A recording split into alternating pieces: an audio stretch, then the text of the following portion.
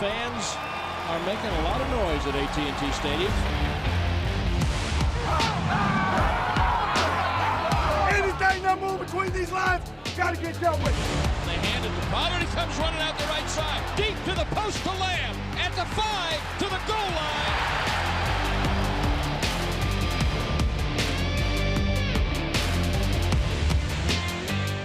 Dallas Cowboys Game Night is presented by AT&T, the official 5G innovation partner of the Dallas Cowboys. Miller Lite, the only beer of the Cowboys. It's Miller time. And by NFL Game Pass. You'll never miss a game again. Enjoy full and condensed game replays from Week 1 to the Super Bowl. The final spot in the NFL's divisional round weekend belongs to the Dallas Cowboys. 31-14 on the road at Raymond James Stadium, their first road playoff victory since 1993. 30 years of losses on the road in the postseason has come to an end as the Cowboys take down Tom Brady and the Buccaneers, ending their season and setting up a date with the San Francisco 49ers next Sunday afternoon. Welcome into Cowboys Game Night. Thanks for staying up with us. Alongside Nate Newton, I'm Kyle Youmans here from the Globe Life Studios at the Star in Frisco. Nate, it was an unbelievable showing for Dak Prescott. He had struggled, had his ups, his downs, his turnovers throughout the year. Instead, he comes back, 5 total touchdowns in their first ever win over Tom Brady, and also the defense showed up quite a bit as well. Oh, you know what? In games like this, you need your quarterback to be at his best. 4 touchdowns, one he ran in. He saw the field clearly. He took advantage of his tight end, Dalton Schultz. I mean, where you been, baby? You showed up big today for 95 yards, 2 touchdowns. And, yes, CeeDee Lamb was CeeDee Lamb, eating up coverage so things can go underneath the Tony Pollard and the Schultz. Dak had a beautiful game. Dak. That's my rookie Dak. I love you, baby. Yes. You've been calling for rookie Dak to show up since 2017 here on the set from the Star in Frisco. Let's see how this one unfolded. The Cowboys on the road against the Buccaneers, and both offenses really struggled to get started. Multiple 3-and-outs, but on the Cowboys' third drive of the game, Dak Prescott finds an Dalton Schultz for 6. Yeah, he dropped back. I think a 5-step drop. Hit the top of his deal and just threw it to Schultz. Dallas up 6-0 after a missed PAT. Tampa Bay was knocking on the door, but on the second play of the second period, a tipped Brady pass was picked off by Jayron Kearse. I think he was just really trying to throw this away because he had a little pressure. But Jayron Kearse played it all the way through. On the next drive, 4th down and goal, Dallas elects to go for it. It was the right decision. Dak Prescott rolls out and he rolls in to give the Cowboys a 12-0 lead after another defensive stop. Dallas into a 2-minute drill, rolling to his left. They didn't need the final 34 seconds. All they needed was Dalton Schultz for a second time. And this is the Dak I'm talking about. Just having that instinct to move around and to make a play.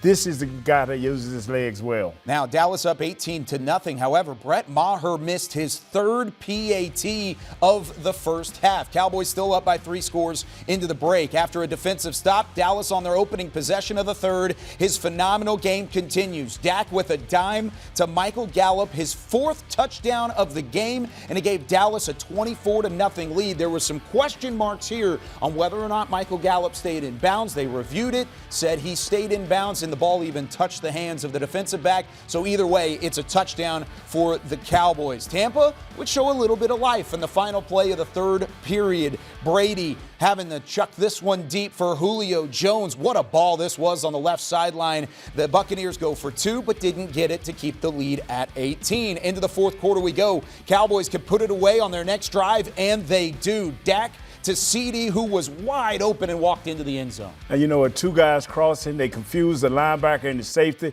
and he just walked in. Great call, Kellen Moore. Dak Prescott becomes the 3rd quarterback to throw 4 touchdowns in a playoff game in Cowboys franchise history, joining Roger Staubach and Troy Aikman. On the final real shot for Tampa to give some love to the defense, they made another stop, forced a wide throw. Tampa would add a touchdown later in the 4th quarter, but by that point, the game was out of reach. Dallas wins their first road playoff win in 30 years, and they set up a date with the San Francisco 49ers. 31-14, the final score with the win in Tampa Bay. Here's some of the final stats. The Cowboys, both phases, offense, defense. We'll talk a little special teams because Brett Maher had a shaky day. Yes. He was able to fix it at the end, but either way, Cowboys come out on top with a 31-14 win. When we come back, we hear from Mike McCarthy, who just secured his first playoff win as a member of the Dallas Cowboys. We hear from the head coach when we come back on more Cowboys Game Night.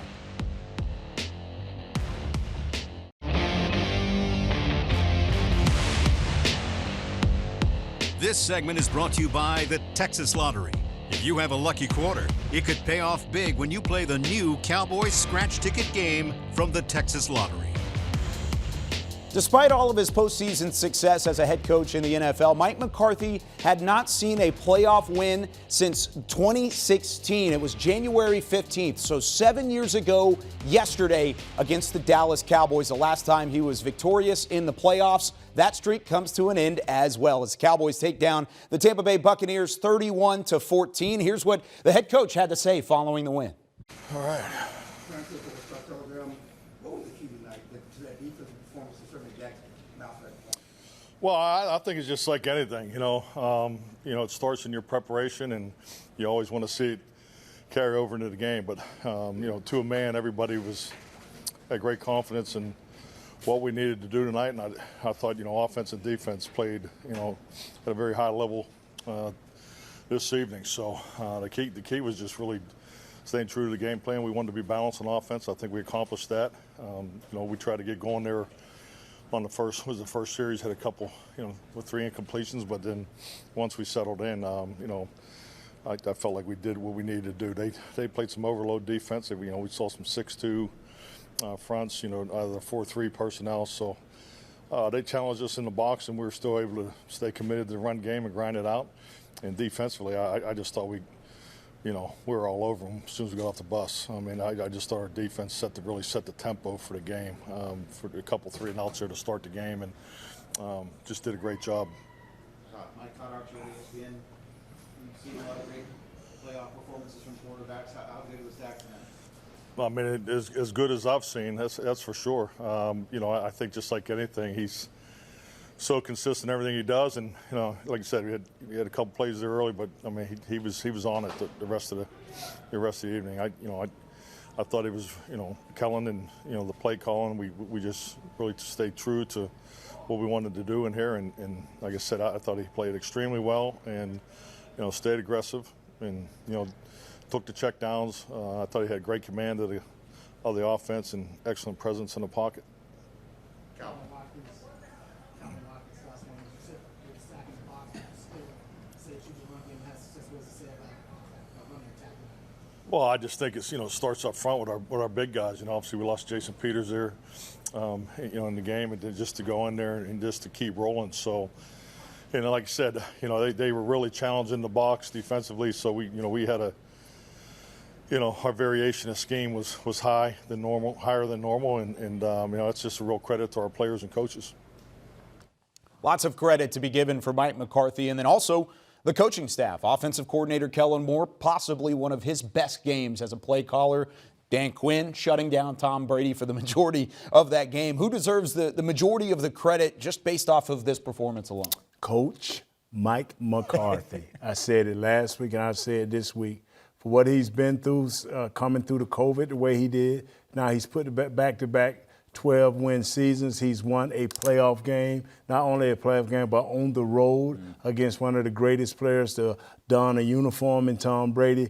My hat goes off to Coach Mike McCarthy and his staff. He's going to have a chance to take down the one team that handed him a playoff loss as a Dallas Cowboys head coach, that San Francisco team, next week. When you look back at this game, what's going to stand out to you the most on the way that they performed? I think the way the offensive line played and the way the defensive line played. They held them to 52 yards. I know they're not a good run team, but this is a playoff team, so we held them down in the run, and my hat goes off to Dak. Yeah. Yes, sir. And Dak Prescott, of course, with a phenomenal stat line. We're going to hit that on the other side of the break. We're also going to hear from QB1 following a 5-touchdown performance. 4 through the air, 1 on the ground. When we come back, more Cowboys game night coming in just a moment. This segment was brought to you by the Texas Lottery. If you have a lucky quarter, it could pay off big when you play the new Cowboys scratch ticket game from the Texas Lottery.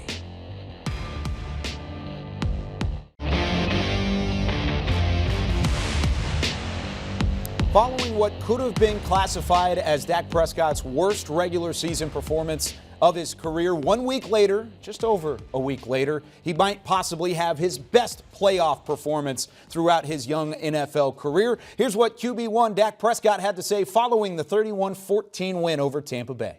We're missing Jayron Kearse. Well, that's where the other ones are at. So, yeah, I saw that. That was strategic of me. Live with the crowd. Yeah, McCarthy taught me that one.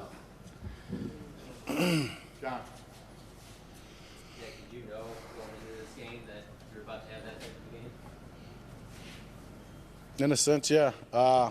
Prepared well. I knew, obviously, watching tape what this team was going to be able to create matchups, what we're going to be able to do. But yeah. Was that Washington game? Any extra motivation?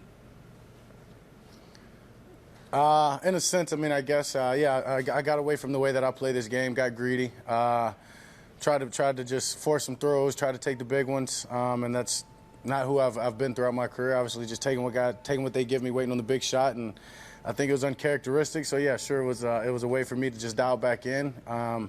But at the sense, I mean, I wiped that clean and just I knew what this game meant. I knew how important it was for us, and just, as I said, prepared. Obviously, you had a fantastic game, which led the offense to having a resilient bounce back from Washington. But talk about the defense and just how you guys played off of each other. Yeah, I mean, defense, after the first two possessions, I mean, without them going to do what they do, creating those 3 and outs and just giving us the ball right back, could be a different story. So, I mean, as you said, complimentary football. And that's the way it's been when this team is on fire. And when this team is on, they make stops, we go and turn into points, and just got to continue to build off of that. And when we're able to do that, tough team to beat. Coming off the game where you saw 3 11 and outs, you start the game with 2 3 and outs, and then back it up with 2 back-to-back touchdowns. How did you stay steady so this game didn't go the same direction? Preparation and easy, just knowing what this group's capable of doing, not getting frustrated within, and I can't say that I didn't do that last week. There was a little bit of frustration, but this week, knowing that I couldn't allow that to get in my head, I couldn't allow me to change the way that I played this game. I obviously credit the defense for, as I said, getting us the ball right back after those 2 possessions, and just told the offense in the huddle, hey, we get 1 first down and this thing's going to roll. And that's exactly what happened. So, yeah, we just got to continue to do that. Could you speak to the use of your mobility and athleticism? I mean, it was almost like the way you played early in your career. Yeah, I mean, I knew I was going to have to do that coming in. I've told you all along when the time's needed, I'm going to do that. And, yeah, I feel good, blessed to feel this healthy this late in the season. Credit to those guys up front and just – as I said, just watching tape, knowing that those opportunities were going to come, and just tried to go stay ahead of the chains to keep this offense in good position. 25 of 33, 305 yards and 4 touchdowns. You look at the efficiency in terms of third down conversions, the balance on the ground versus the air, and really just the overall efficiency of this offense, time of possession, all the way up and down the list. They had a phenomenal performance. It starts with Dak Prescott, but who else deserves some of the credit? I'm telling you, when we started pregame, and I kept telling people all weekend pregame, it's going to be what our offensive line can do. And Peterson played up until like the midway of the third quarter. He went out, and everybody went back home. Tyler Smith back to your left tackle, Connor McGovern back to your left guard, and it had Biotish at the center. We struggled a little bit early against Vita Vea, but we pulled ourselves together. What I was looking for was not so much the sacks, but I was looking for a clean pocket. Dak had a clean pocket the majority of the time, and then when he didn't and he couldn't find a check down, he took off and ran. That was a perfect game for our offensive line. It kept the defense off balance. It kept the confidence high for Dak Prescott overall, and they were able to get the win. Now, it was a physical game, and some are asking, what is the update on safety Jayron Kearse? Well, we'll tell you when we come back here on Cowboys Game Night. We'll hear from him himself.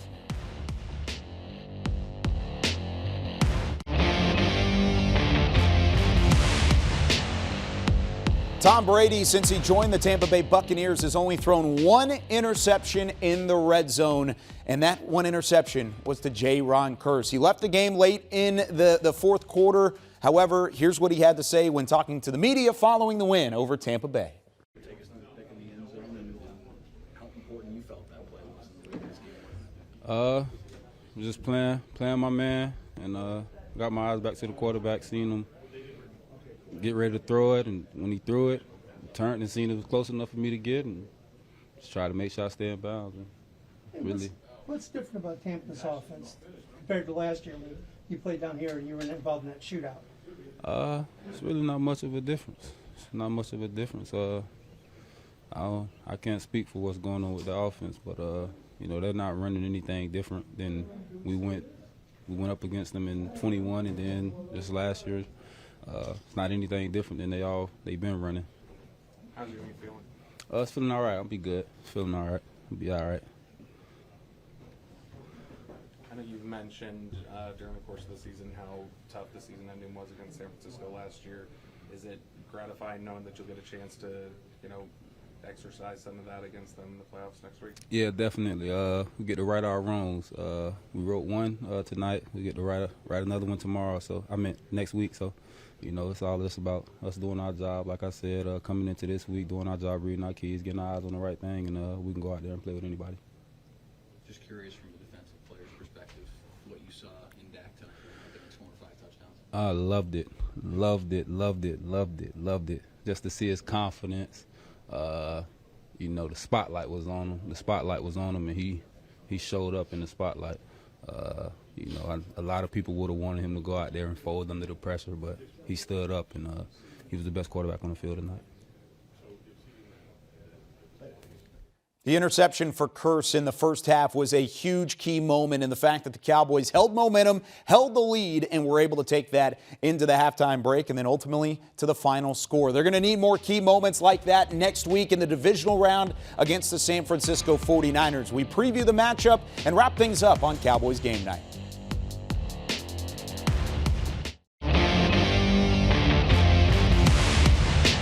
Dallas Cowboys Game Night was presented by AT&T, the official 5G innovation partner of the Dallas Cowboys, Reliant, an NRG company, and by NFL Game Pass. You'll never miss a game again. Enjoy full and condensed game replays from Week 1 to the Super Bowl.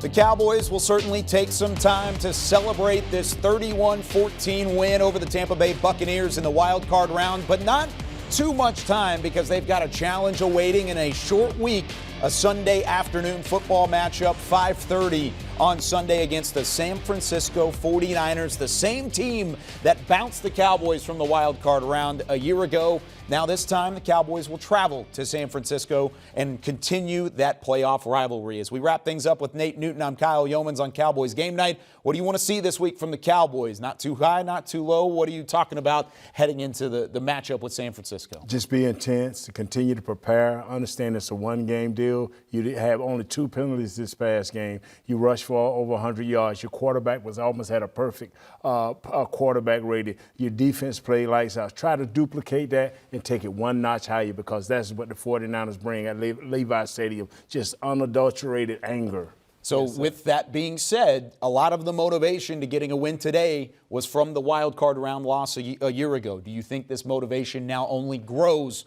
through the next 6 days? It does, and it's going to matter who's going to want to get the most bloodiest, Kyle. If the Cowboys want to get the most bloodiest, they'll win the game. If not, that other team will almost win. What does the 49ers-Cowboys rivalry mean to you really quickly? It's everything. It was the world. Once we played that game, the Super Bowl was just an afterthought. Yes, sir. Now you've got to play that again. The playoff rivalry continues. This time a spot on the NFC Championship bout is on the line. Cowboys 49ers coming up at 5:30 on Fox Sunday afternoon. But for Nate Newton, I'm Kyle Youmans. Again, the Cowboys win it in dominating fashion over the Tampa Bay Buccaneers, 31-14, and we'll break it down next week, win or lose for the Cowboys, with more Cowboys Game Night.